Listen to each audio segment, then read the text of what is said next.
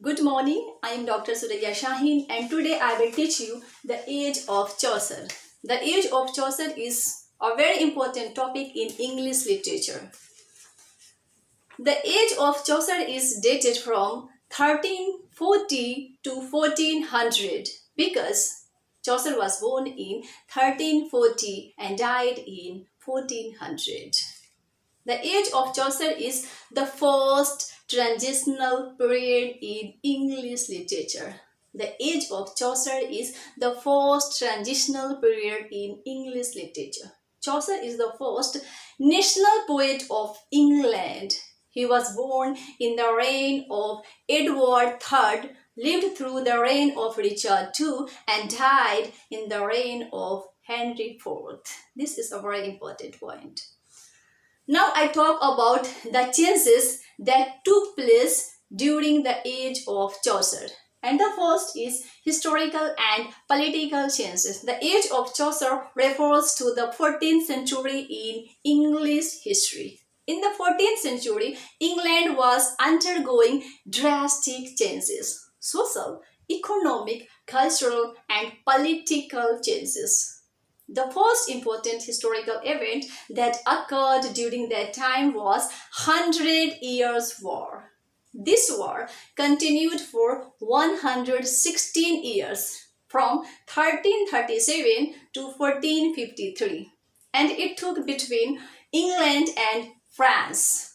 The Hundred Years' War is traditionally divided into three phases for the purposes of study and to reflect the important periods of peace between the two countries. The first is the Edwardian War and its date is 1337 to 1360. Next is the Caroline War and its date is 1369 to 1389.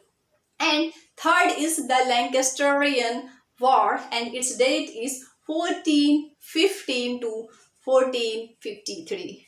The Hundred Years' War brought brutal impact on the life of people. As we know, at that time in England, many barons became extremely rich. Why? Because their power increased and the king became correspondingly weaker and poorer because the barons kept local revenues to themselves. Clear? Now I talk about social and economic changes. As we know that medieval England was a feudal society with following a strict class system. What happened during the age of Chaucer that the rise of commerce and the growth of urban centers found the emergence of a new merchant class. This sudden change and shift in the society challenged the traditional power structures and political landscape of the time. Agriculture no longer remained profitable at that time and this marked the beginning of the end of the feudal system. In short, the democratic spirit was growing. During the age of Chaucer, we find the rise of prosperous merchants and tradesmen. They grew splendid business with European countries and in this way laid the foundation of England's industrial prosperity. But we also find the another side of picture which was dark and dismal.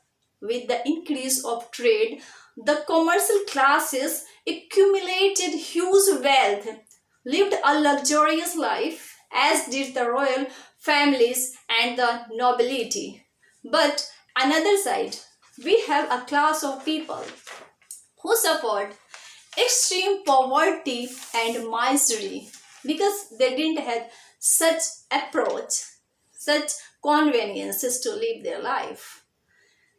And next is the Black Death and the peasants' revolt. No doubt, the Hundred Years' War made England a united nation, but on the other hand, it also imposed unheard of hardship on the people.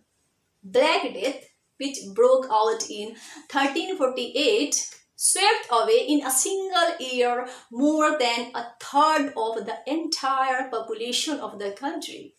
The plague reappeared in 1362 and again in 1367 and again in 1370.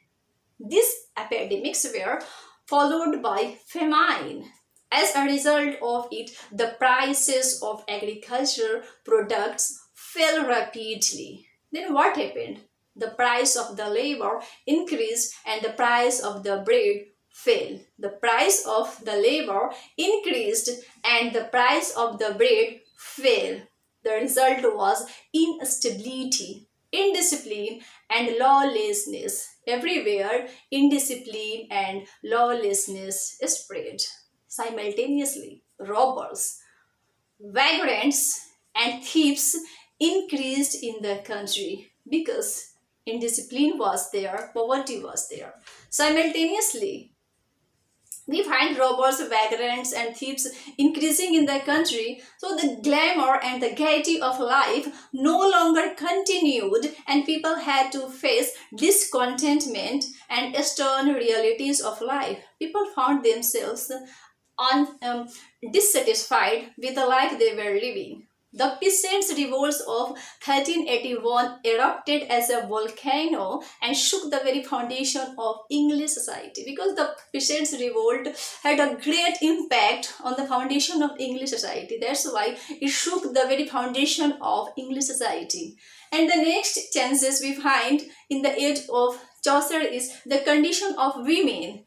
During the age of Chaucer, the conditions of women were not good. Women of lower class society were illiterate and considered as inferior to men. On the other hand, women coming from aristocratic families enjoyed a powerful and luxurious life.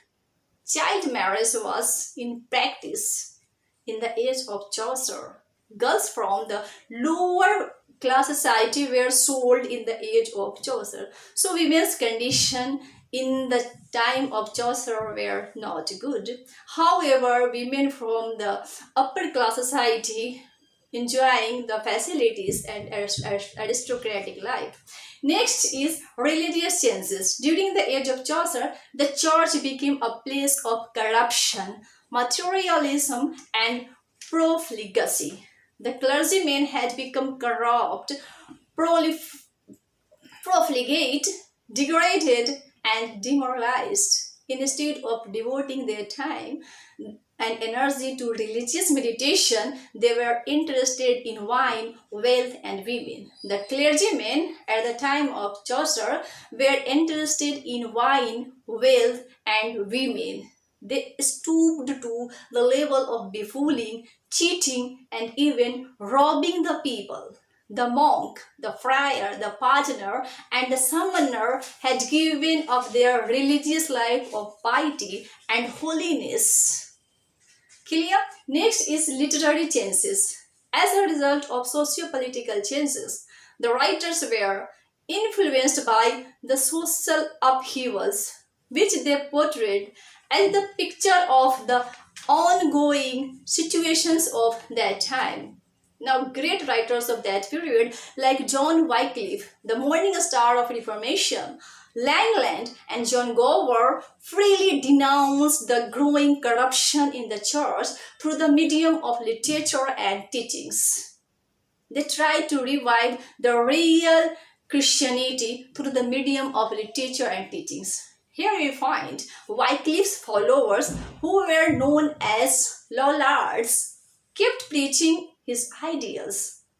The socio-economic, political, and cultural changes of that time provided the backdrop of Chaucer's literary works, as we find in his Canterbury Tales that he mirrors the society of that period by creating the characters like pleasure-loving monk, the wanton friar, the roguish pardoner, and the greedy priest.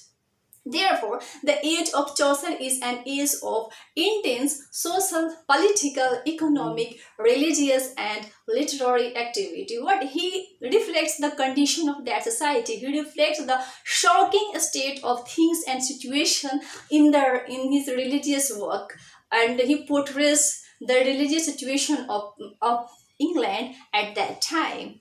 Thank you.